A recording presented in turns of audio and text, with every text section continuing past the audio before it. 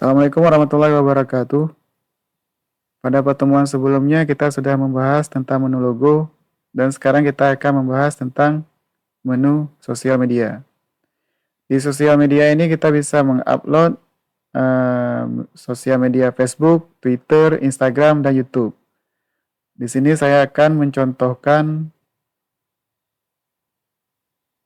punyanya Diskominfo. Maka kita copy paste aja yang sudah ada. Oke, CEO sosial media. Nah, kita Ctrl C, kita pindahkan ke Facebook. Kemudian Twitternya kita Ctrl A, Ctrl C di Twitter, Ctrl V. Di Instagramnya kita Ctrl A juga, Ctrl C.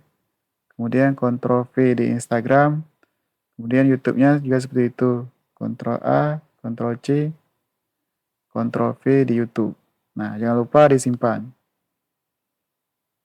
Untuk metadata ini, dia adalah fungsi supaya trending website kita muncul di Google waktu pencarian.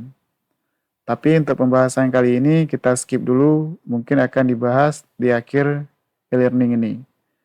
Untuk robot ini bisa diabaikan, tidak perlu digunakan. Nah, demikian pertemuan kita kali ini. Untuk selanjutnya kita akan membahas menu development. Assalamualaikum warahmatullahi wabarakatuh.